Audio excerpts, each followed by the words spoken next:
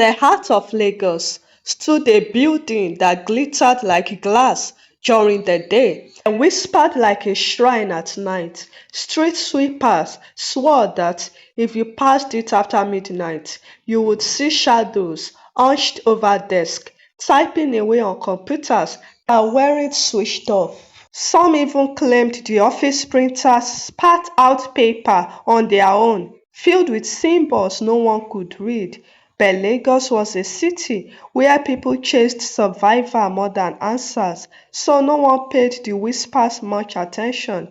Chike, a young man from Enugu, was one of those dreamers who believed that in Lagos life could finally change. After years of struggling in the village, hustling with petty jobs, he had finally gotten the golden call. Eterna Corp had offered him a position, a salary that could feed his mother, send his siblings to school, and prove to everyone in his village that he wasn't a failure. The day he walked into the building for the first time, his heart swelled with pride. The offices gleamed, the AC was cold against his skin, and everyone wore sharp suits with polished shoes. This is it, he whispered to himself. My life starts now.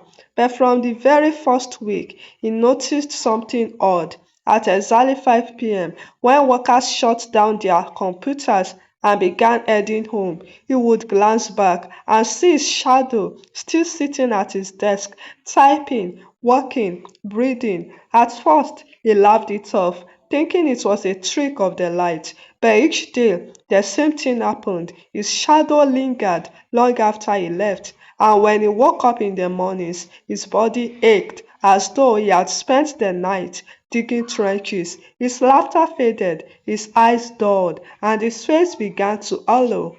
But when he mentioned it to a senior colleague, the man only chuckled nervously, patted his shoulder, and muttered, never ask questions about this place. Just work. Days turned into weeks, and Chike's pride in working at Eterna Corp slowly turned into unease. At first, it was little things. His shirt began to hang loosely on his shoulders. Though he was eating well, he would fall asleep by 8 p.m., yet still wake up exhausted, with arms heavy as if he had been lifting stones all night. One Friday evening, as he packed up to leave, he noticed the office printer whirring on its own. Curious, he walked over and picked up the sheet of paper. His blood ran cold. The paper was filled with long rows of symbols, neither English nor any Nigerian language he knew.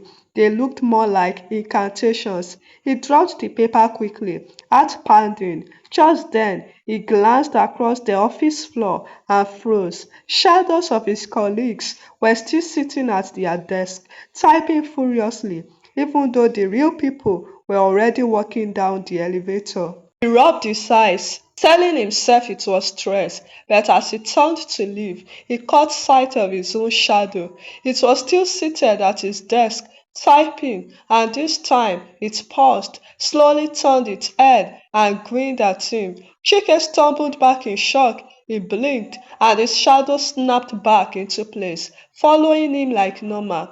Terrified, he rushed out of the building. On the street, he tried to laugh it off. Maybe it's just Lagos stress. Maybe I'm seeing things. But deep down, a cold dread sat in his stomach. The next morning, when he looked in the mirror, he gasped. His reflection lagged behind him, moving a second late, as though it wasn't entirely his. And for the first time since starting at Eterna Corp, Chike whispered to himself, something is wrong here. By his third month at Eterna Corp, Chike could no longer deny it. The building was feeding on its workers. Every morning, the office was filled with pale faces. Young men and women in their 20s walked like elders in their 50s. Their laughter was weak, their shoulders slumped, yet none of them complained. It was as if everyone had silently agreed never to speak about it. One night, Chike stayed late, hoping to catch up on work. By 9 p.m., he was the only one left. The office was silent, except for the hum of the AC. Then, slowly, the fluorescent light flickered. He froze as he heard the sound of keyboards clattering, but the desks around him were empty. The sound grew louder. Papers rustled. Chairs creaked as though invisible workers had returned to their stations. His heart pounded. He grabbed his bag and ran towards the elevator, but as the door slid open, he caught sight of the glass wall reflecting the office floor. The reflection showed something terrifying. Every seat was filled with shadows, typing, stapling, answering phones, a old ghost office that existed only in the mirror. His own shadow was there too, except in the reflection. It wasn't typing, it was standing, watching him. That night, he went home trembling. He lay on his bed, tossing until he finally drifted into uneasy sleep. But in his dreams, he found himself back at his desk, his hands typed endlessly on a computer that glowed with fire instead of light. Beside him, his colleagues sat chained to their desk, their eyes hollow, their bodies wasting away as invisible chains tied them to their shadows. He woke up, drenched in sweat, clutching his chest. The next day, desperate for answers, he confided in a colleague, a soft-spoken woman named Ngozi. She looked around fearfully before whispering, "We don't talk about it, Chike. Don't you see? The building owns us. You work 9 to 5. After 5, your shadow works till dawn. That's why no one has energy in the morning. That's why people age so fast here. But if you fight it," she didn't finish. Her eyes darted around nervously before she walked away, leaving Chike shaking. That weekend, he decided to visit the one person who might understand, his grandmother in the village. Chike arrived at his grandmother's compound late on Saturday evening. The old woman, Mama Ebele, sat on a bamboo chair, her wrapper tied loosely around her chest. The moment her eyes landed on her grandson, she let out a sharp cry. "Chike!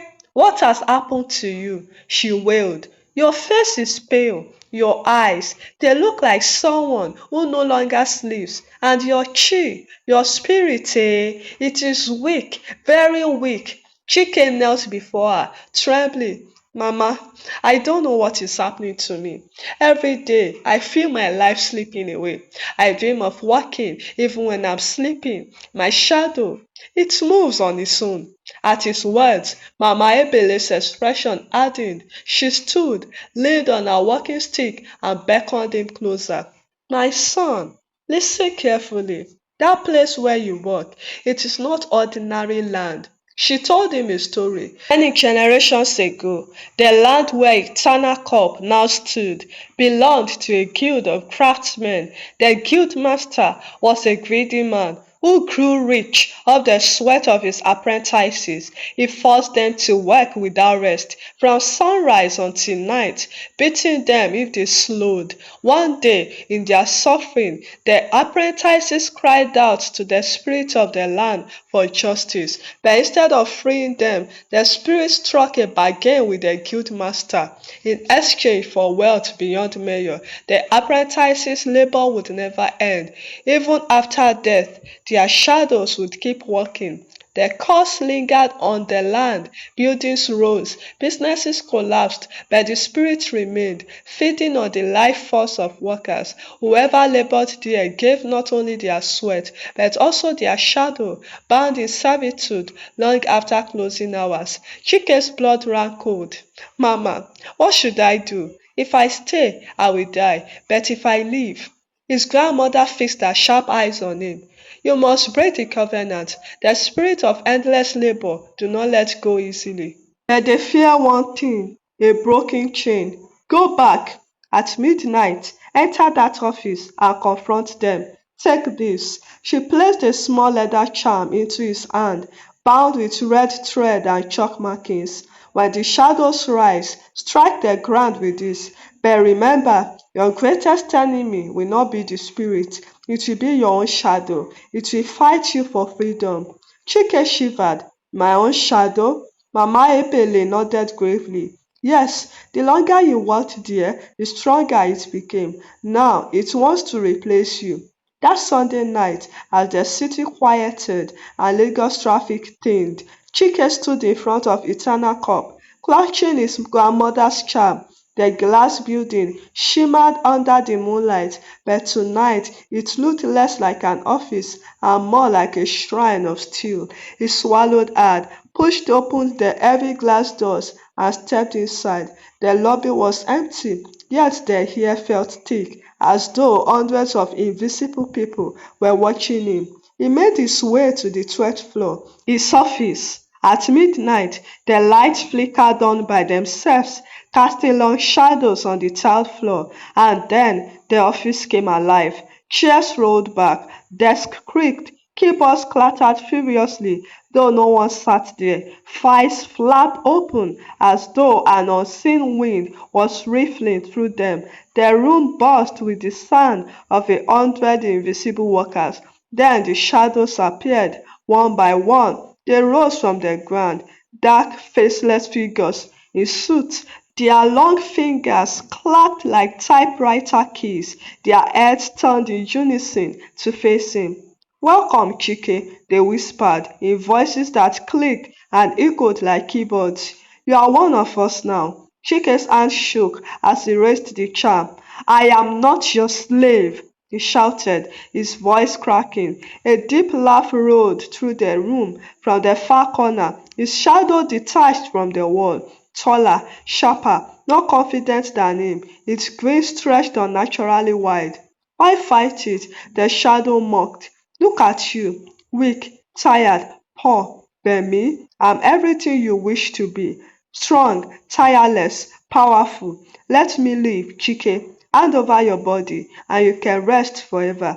The spirit circled him, chanting in low, rhythmic tones. His shadow advanced, each step echoing like a drum beat in his ears. Chike felt his knees weaken, his breath shorten. For a moment, he wanted to give in. What was the use of struggling? His whole life had been suffering. Maybe it was better to rest, to let the shadow take over. But then he remembered his mother's face, his siblings waiting for school fees, his grandmother's trembling hands as she gave him the charm. No, he roared. He lifted the charm and smashed it against the office floor. The ground shook. A burst of light erupted, scattering the shadows. They shrieked, writhing as though burnt, their forms flickering like smoke, but his own shadow didn't retreat. It screamed in fury and lunged at him, trying to choke him, its hands icy and strong. Chike struggled, gasping, feeling his life slip away. With the last of his strength, he pressed the charm against the shadow's chest. A blinding flash filled the room. The shadow let out a final piercing scream before shattering into fragments that dissolved into the air. Silence fell. The office was empty again. No clattering keyboards, no rustling papers, just Chike panting on the floor, drenched in sweat. He had won, that his body bore the marks of battle. His skin was cold, his chest ached, and though the curse was broken, he knew he would never be the same. When dawn broke over Lagos, the building of Eterna Corp no longer hummed with its usual energy. Workers arrived, expecting another draining day, but something felt different. For the first time in months, they felt light, their eyes were clear, their laughter real.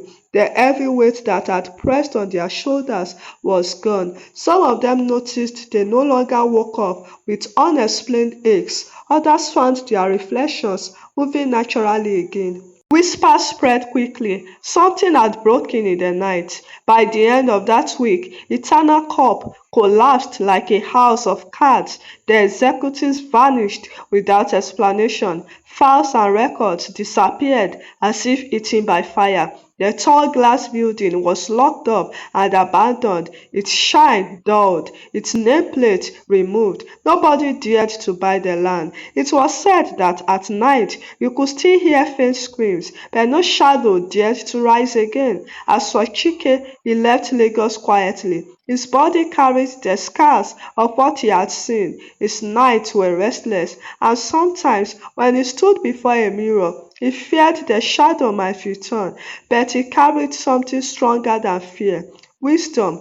Back in his village, he gathered the young men and women and told them his story. He warned them that hard work was good, but endless labor without balance was slavery, whether by man or by spirit. Do not let greed or desperation blind you, he said, his voice steady. A man must work, yes, but he must also live. When labor becomes chains, it is no longer work, it is a curse. And from that day, whenever someone in his village complained of the struggles of daily survival, they would shake their heads and say, beware the spirit of the 9 to 5. It feeds on those who forget to rest.